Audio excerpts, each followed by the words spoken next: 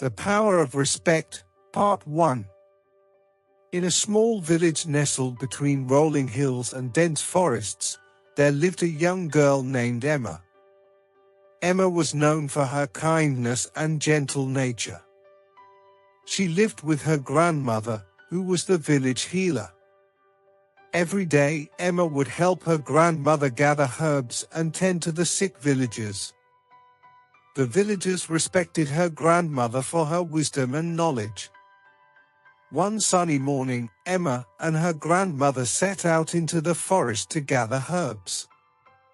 They walked along a well-trodden path, the sunlight filtering through the leaves, casting dappled shadows on the ground. As they walked, her grandmother spoke about the importance of respect. "Emma, respect is a powerful thing," she said. "It can build bridges, mend hearts, and bring people together.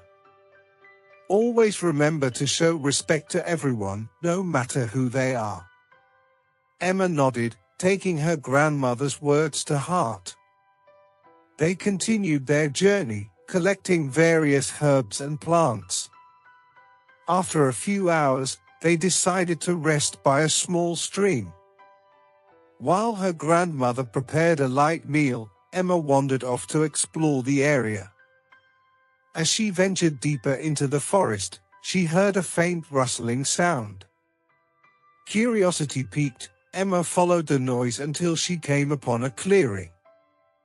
In the center of the clearing stood a tall, ancient tree, its branches stretching out like protective arms. At the base of the tree, Emma noticed a small figure hunched over. As she approached, she realized it was a young boy, no older than herself, crying softly. He wore tattered clothes, and his face was streaked with dirt and tears. Emma felt a pang of compassion and knelt beside him. "Hello," she said gently. "My name is Emma. Are you okay?" The boy looked up, startled, but he quickly wiped his tears and tried to compose himself. I'm fine," he replied, his voice trembling. Emma could see he was not fine, but she did not press him. Instead, she sat beside him quietly, offering her presence as comfort. After a few moments, the boy began to speak. "My name is Leo," he said. "I got lost in the forest while looking for food. My family, we're very poor, and I wanted to help." Emma listened attentively, respecting his bravery and determination. "It's very brave of you to come out here alone," she said. "But it's dangerous too. Let me help you find your way back." Leo nodded, grateful for her kindness. Emma took his hand, and they began the journey back to where she had left her grandmother. Along the way, Leo shared more about his family and their struggles. Emma listened with empathy, feeling a growing respect for Leo's courage. When they reached the stream, Emma's grandmother was waiting, a concerned look on her face. Emma quickly explained the situation, and her grandmother's expression softened. "Come, Leo," she said kindly. "We'll help you find your way home and make sure you have something to eat." Leo hesitated but then nodded, trusting Emma and her grandmother. They walked together back to the village, where Emma's grandmother prepared a hearty meal for Leo. As he ate, he looked around the humble cottage, feeling a warmth he hadn't felt in a long time. After the meal, Emma's grandmother gave Leo a small pouch of herbs. "These will help if anyone in your family falls ill," she said. "And remember, you are always welcome here." Leo thanked them both profusely, his eyes shining with gratitude. Emma felt a deep sense of fulfillment, knowing they had helped someone in need. As they escorted Leo back to his home, Emma realized the true power of respect and kindness. It could indeed build bridges, mend hearts, and bring people together. Part 2. The next day, word spread through the village about Emma and her grandmother's kindness to Leo. The villagers were moved by their actions and began to show more respect and care toward each other. Emma noticed the change and felt proud that she and her grandmother had made a difference. One afternoon, as Emma and her grandmother were tending to their garden, a group of villagers approached. Among them was the village elder, Mr. Thompson. He was a wise and respected man, but he rarely ventured out of his home. "Emma, we have come to ask for your help," Mr. Thompson said. "There is a dispute between two families in the village, and it threatens to tear our community apart.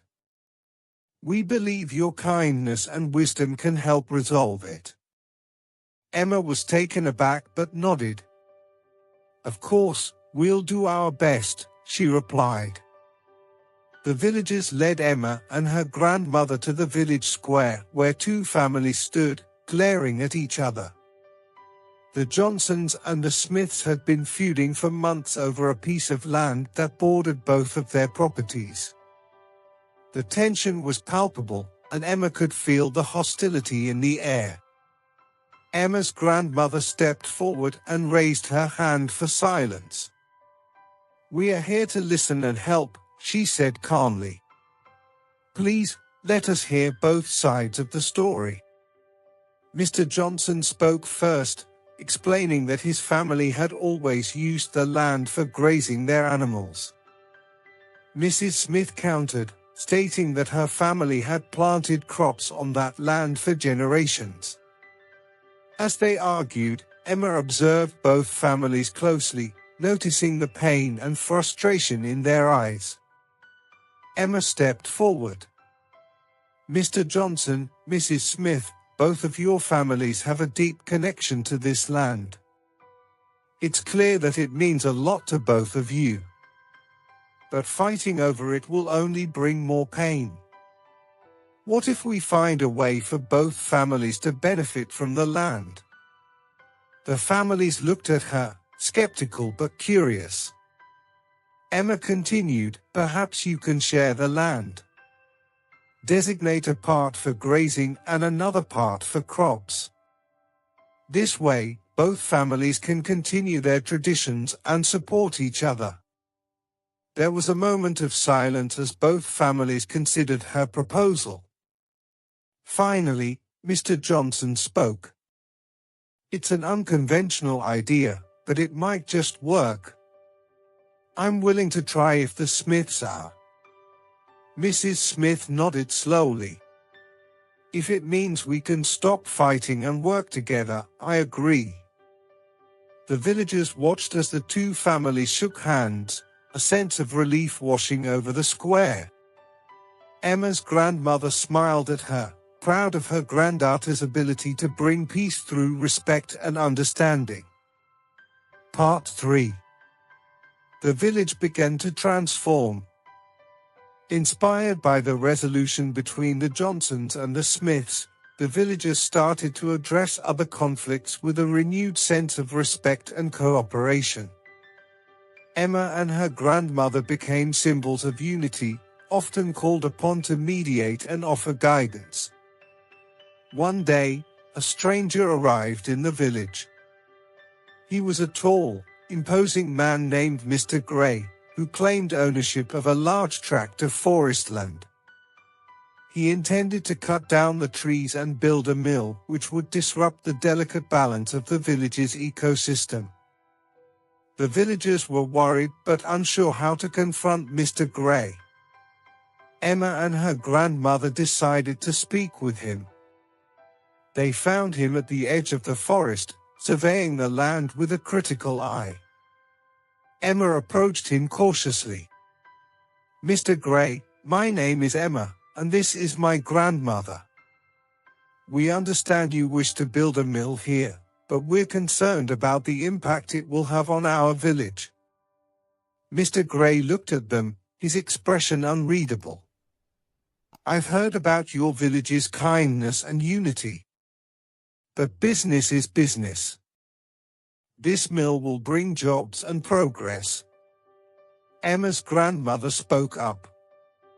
Progress is important, but so is respecting the land and the people who depend on it.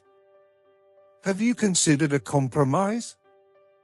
Mr. Gray frowned. What kind of compromise? Emma took a deep breath. What if you built the mill on the outskirts of the forest, where it wouldn't disturb the ecosystem as much? We could help you find a suitable location and support your efforts to create jobs, while also preserving our way of life. Mr. Gray was silent for a moment, considering their proposal. Finally, he nodded. All right, show me this location. If it works, I'll agree to your terms. The villagers guided Mr. Gray to a site on the outskirts of the forest that met his requirements. With the mill built in the new location, the village preserved its natural beauty and balance. The villagers and Mr. Gray worked together, combining progress with respect for the land. Emma and her grandmother's actions had once again shown the power of respect. The village thrived, stronger and more united than ever. Emma realized that respect wasn't just about words, it was about actions and understanding others' needs and perspectives. Summary. In a small village, young Emma and her grandmother teach the importance of respect. They help a lost boy, Leo, and resolve a feud between the Johnsons and the Smiths. When Mr. Gray arrives to build a mill, Emma proposes a compromise that preserves the village's ecosystem.